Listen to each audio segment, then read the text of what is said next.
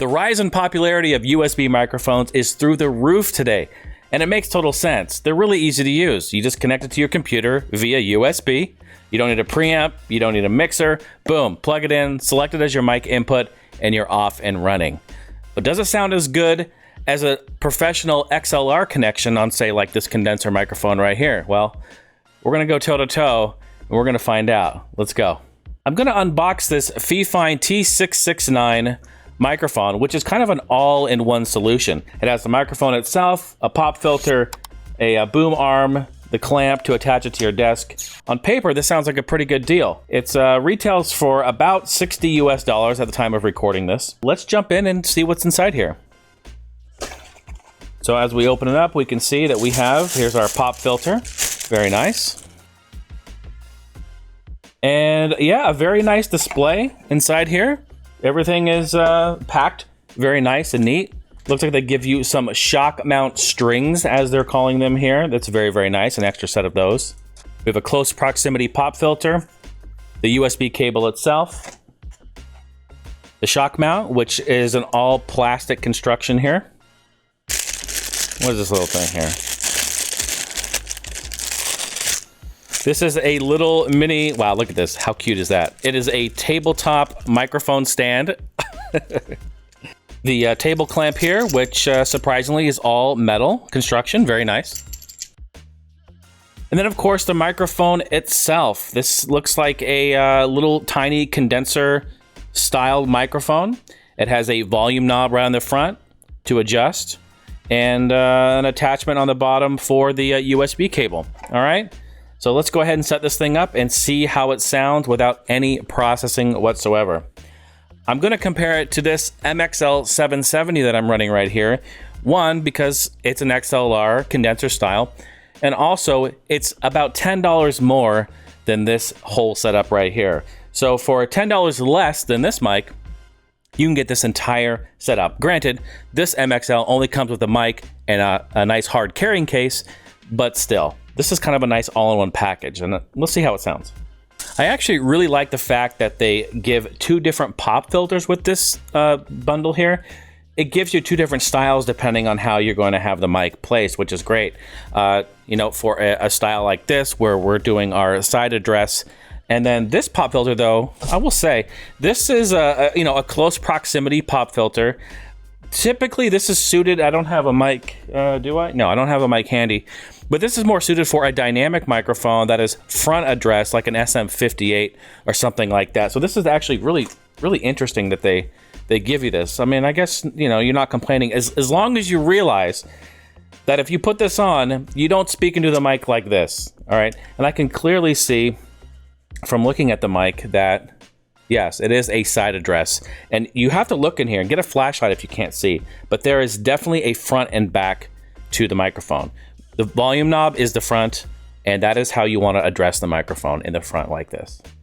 All right, so before I plug in this microphone and do some comparisons, testing, and tuning, I want to give you a little bit of an insight of what you've been listening to here, just so that you have a reference. Here we go. It's audio geek time. Get ready. So as far as this microphone's concerned, or the processing that I have going on, I have the EQ settings that I have about 130 hertz. I'm doing a slight roll off from there, all the way down to about 30 hertz where I'm cutting it completely. But it is about a 6 dB roll off curve all the way down from 130 hertz down. I also have a slight bump at around 800 hertz. And then from there, I do I'm rolling it up on the brightness on the top end there. So I'm going about from 2K.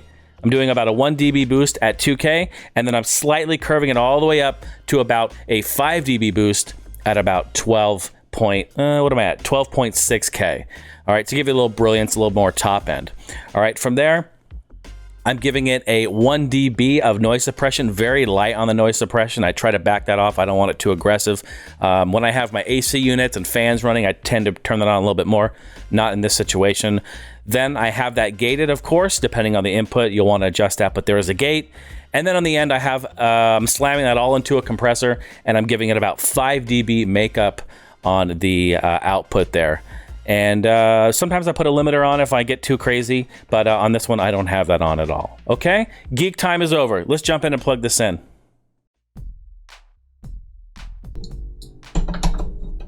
And now, while setting this up, looking at it, it's definitely like easily half the size of a standard size boom arm and setup. It's big. Everything is just so miniature. It's just like little mini me mic. It's really kind of cute in a way. The mic stand does make some noise when you move it around, so just be careful of that. The springs definitely make some noise. You know, it's of lower quality, but it doesn't mean you can't get the job done. It's just a little baby. It is pretty cute, to be honest. If you see the comparison to this MXL and the Fifine here, you can see just the size difference of microphones. Literally, it's about half the size of this MXL. Okay, there we go. The pop filter is set. Got both mics right next to each other. And let's go ahead and fire it up, turn it on, and see how it sounds. Check, 1 2 1 2. All right, so there it is. Man, I am like +2 down here. It looks like it's extremely sensitive, which is kind of nice if it gives you some input gain here. It pulls up an OBS as a mono source, which is great. And I'm going to go up in volume a little bit. Probably going to distort it. All right, so just turn your speakers down so we can hear a little bit of the gain here. Check 1 2, check 1 2, check. There. That's it for that. So let's leave it right there. I mean, that looks, I'm -5 dB in my OBS. That's plenty of gain. That should be plenty of gain anyway. So there we are. This is just straight off the mic, USB in, no adjustments, no processing, nothing at all. Let me get my pop filter back in place. All right, there that is. So here we are. Hopefully this sounds pretty good. I'm excited to hear it after the fact and post. Let's go ahead and compare it to my MXL. Actually, let me go in and turn all my processing off on the MXL, and then that will give us a little bit more of a reference. All right, so here we are with the MXL 770 with all processing off. Speaking directly into the microphone. I had to turn up my input gain on my Focusrite interface quite a bit to match the dB on this Fifine here. I'm about -8 on the input there. So yeah, well, hopefully this sounds pretty good. It looks like I already have a little bit more of a noise floor on the MXL. Of course, it is a condenser and it does need phantom power. But yeah, let's compare the two. Hopefully that gives you an idea of how they sound. All right, so here we are. The moment of truth. I got my headphones on so I can monitor. I hear myself delayed, so it's weird. It's throwing off my speech. So here we are in the MXL. We're going to move over to the Fifine.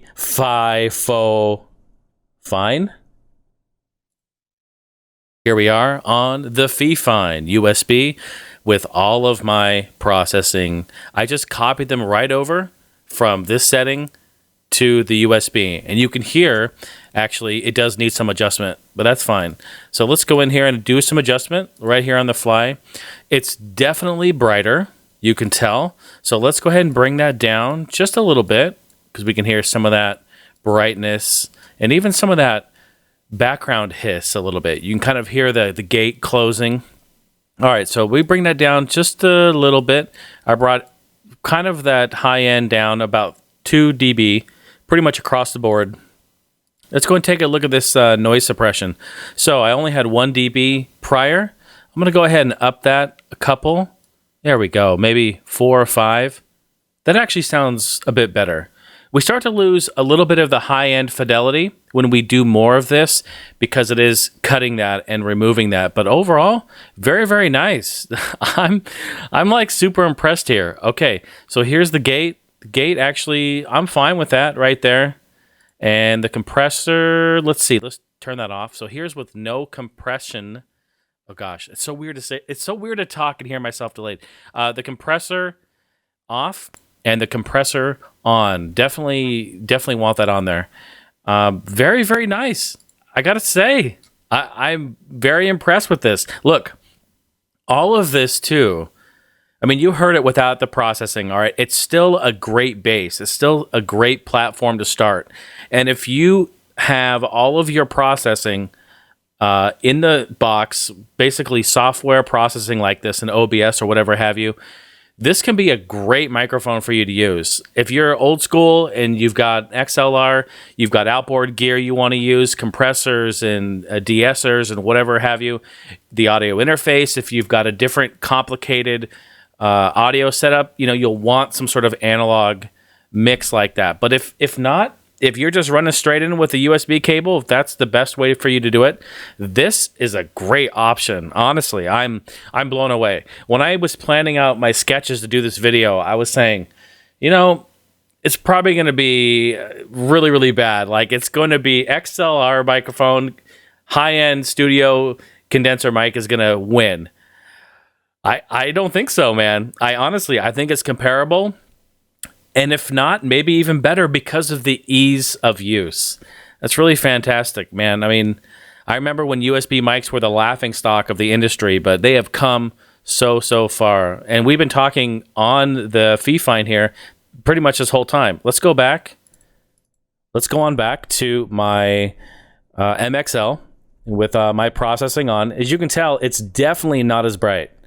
Now, give or take, to your ear, whatever you prefer, that all can be adjusted, but definitely in comparison with just how we have things set, it's not as bright. Although I do feel it's almost a little warmer, isn't it? This is a little bit more warmer, maybe a little bit more natural. Let's take a listen.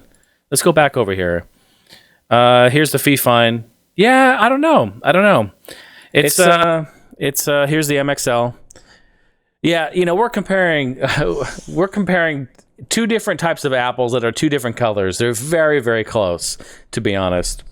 If you like this sort of thing, please join me. Every week I have a podcast, Heine House Gaming and Tech Podcast, where I talk about tech, I talk about gaming, and we do all kinds of cool geeky stuff like this. So if you like it, join me every week. I stream live every week on Twitch. I have a schedule on my website, heinehouse.com.